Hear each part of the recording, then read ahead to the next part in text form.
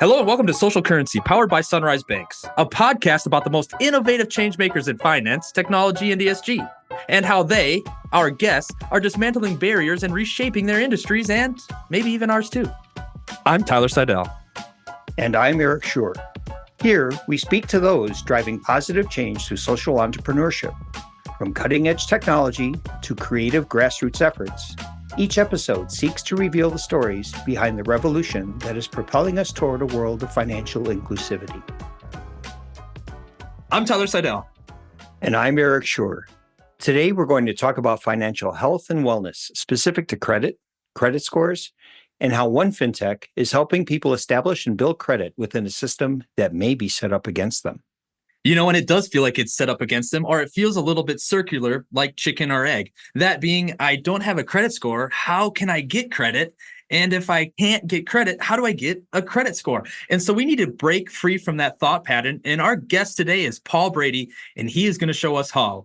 Paul is the Senior Vice President of Risk at Self Financial. He has over 20 years experience in financial services industry. He and his wife just welcomed another child. He is witty. He is charming. He is Paul, not to be confused with Tom Brady.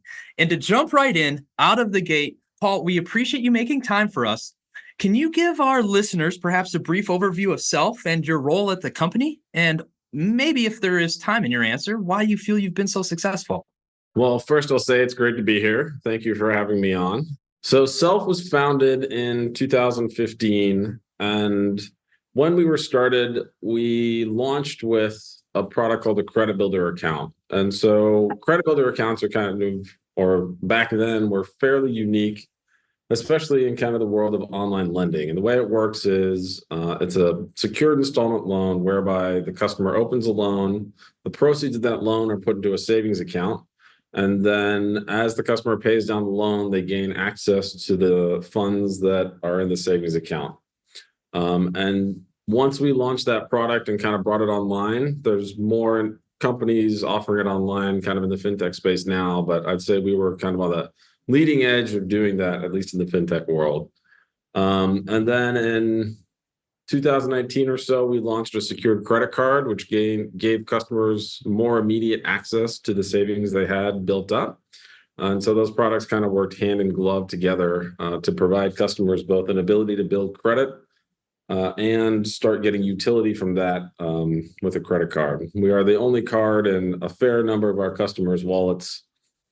So there's definitely some value derived out of just being able to use a card out there in your daily purchases. And then a couple of years back, we also purchased an innovative company that reports rent to all three credit bureaus. And so that is another kind of key cog in the credit building world that we have itself, is bringing in that next level of innovation where you don't necessarily need a loan or a credit card in order to be able to start building credit with the credit bureaus. And I think the reason we've been so successful is we are very, very focused on this concept of building credit. And so since that is part of our core DNA, everything we've looked at is very focused on a specific customer set.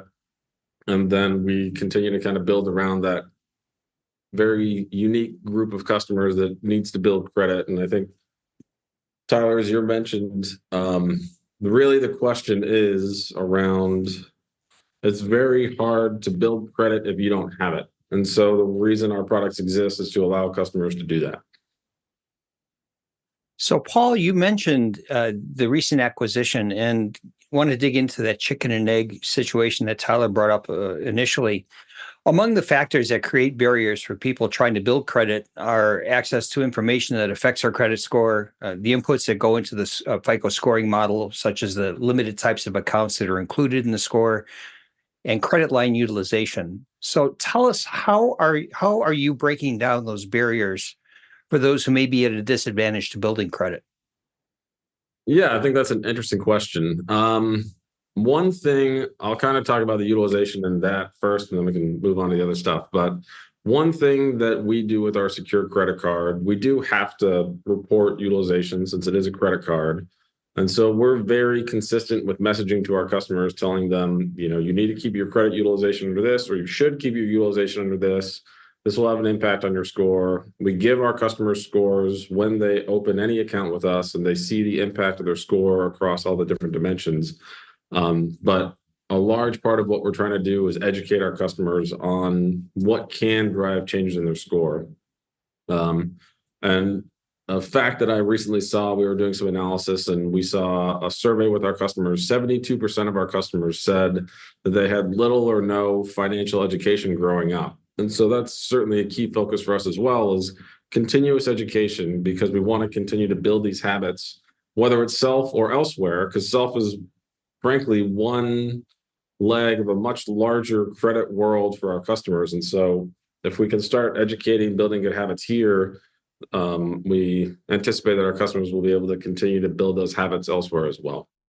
I think that's well captured. One thing that you mentioned, Paul, that really resonated with me is that self really was the first market mover, or at least popularized the credit builder offering. And now we've seen a lot of competition in that space, perhaps what are termed second market movers. What is your main differentiator from the other competition in the market? There certainly is more competition now. I think one very key point for us is 40% of our customers are referred from existing customers. So we have a very loyal and fantastic customer base that we rely on to continue to grow. And obviously, we are not just kind of resting on our laurels as well. So we're continuing to work through new products, new innovations, changes to existing products. So one thing we recently launched was with the rent and bills product that we have, we've launched the ability to report your rent to all three bureaus for free. And every customer loves free. So a large majority of our customers are renters. And so this gives them the ability to start building their credit through what they're already doing, through bills they're already paying. And so this gives us another kind of dimension into working to find our customers where they are. I think that's kind of a key concept that we're thinking about as well, is find their needs and fit them. And so this is a big part of that, is since so many are likely renters, then this product kind of fits in and helps them continue to build credit and see the value of that. Well, with 40% being word of mouth referrals, that is phenomenal. Certainly a loyal customer base. Do you feel that that loyalty comes from ease of use? I have used the self application and it is just phenomenally easy to use. And I know you folks do a lot of A and B testing, and it very much is progression, not perfection on your end in relation to the same. Would you care to comment on that? Are you saying we're not perfect? I'm saying you're close to it, buddy. Yeah,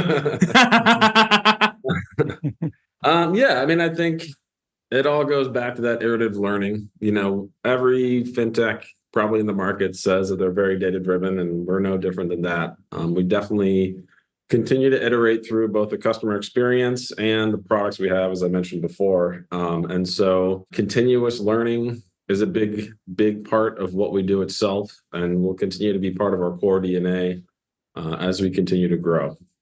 So yeah, I mean, that's absolutely a large part of it. We've recently launched kind of new teams around velocity of testing as well, just to continue to understand and make tweaks across a variety of different dimensions of what we have. Not to say we weren't doing that before, but now we even have more and more focus on kind of rapid learning and testing. So, Paul, following up on that, on the conversation around innovation, between Self and Sunrise, we're now well into our 7th year of partnership, and in that time, we've seen you introduce numerous innovations in this quest to support and serve customers on their journey to financial inclusivity.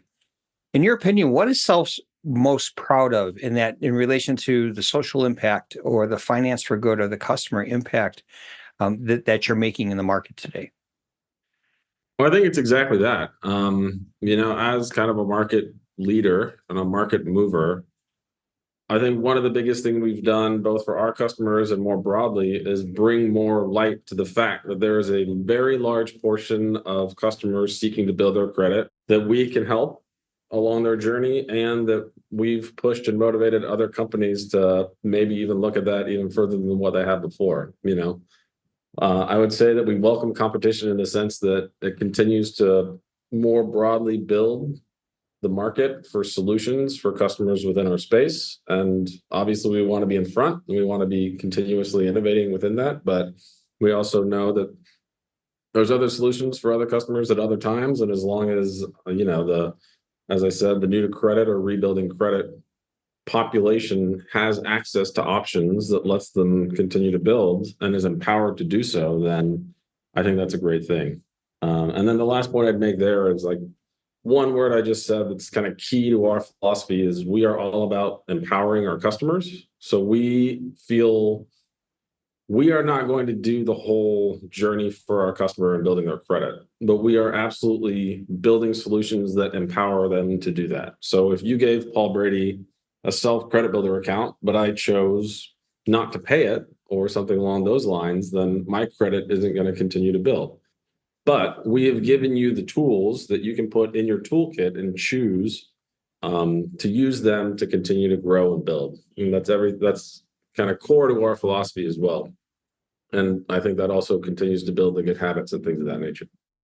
Paul, as you look to the next 5, maybe even 10 years, and you start to see the future of self, can you articulate what that future looks like, and how are you folks seeing self continue to help those that are disadvantaged in the credit space?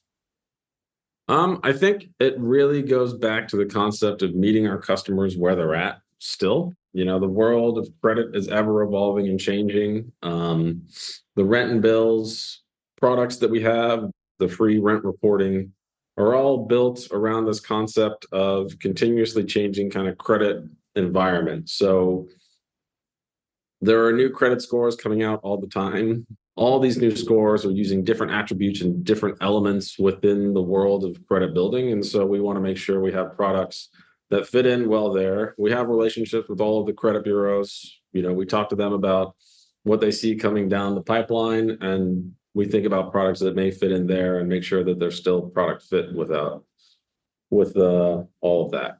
And so, that's one leg of it. And then on a other side of the house, kind of non-credit products that we're working to offer right now, we have a relationship with a firm called Spring4, which offers a variety of solutions to customers, not necessarily directly in the world of credit, but it does offer them the ability to find places to either find savings within their local area or potentially get additional income and things of that nature. So, again, it's thinking about the whole holistic viewpoint of our customers' finances and finding ways to help them, not only on the credit building side, but other areas that might be helpful for them as well.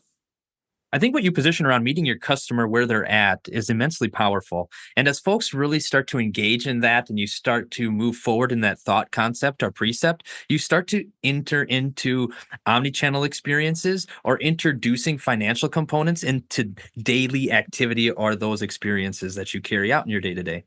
So I think what you captured there is just immensely powerful and uplifting from a customer perspective.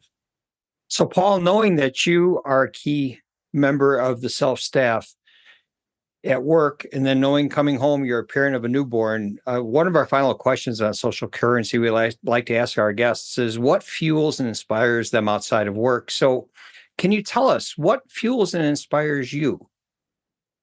Well, as you mentioned, kind of outside of work, I'm lucky to have 3 great kids with my wife. We're very fortunate. And as you mentioned, we have a 2-month-old baby right now at home. So what fuels me is lots of coffee and caffeine. And what is my big inspiration right now is continuing to sleep. We just this week hit sleeping through the night with our youngest. So that was a big win. But on top of that, I love getting out in nature. I love going hiking. I carry my 3-year-old on my back and drag my 8-year-old along with me. And so we get out there. I try and put the screens down as much as possible for all of us and just kind of decompress and take some time away from all of that to be in nature. I'm a big fan of that. I think there's a lot to be said for decompressing even for an hour or two, if you can. That's great. Well captured. Congratulations on the newborn. Well, I appreciate you, Paul, taking the time out of your busy day to join us here on Social Currency to talk about all things self, future trends, and how you guys are making a difference in your customers' lives. I'm looking forward to seeing what you folks all do in the future, and I'm excited to connect with you the next time we have an opportunity. Likewise. Thanks for having me. Thanks for joining. And that engaging dialogue was powered by Sunrise Banks, member FDIC. Thanks for listening to the Social Currency Podcast by Sunrise Banks. If you've enjoyed this episode and you'd like to help support the podcast, click like and subscribe anywhere you get your podcast content. We'll see you soon.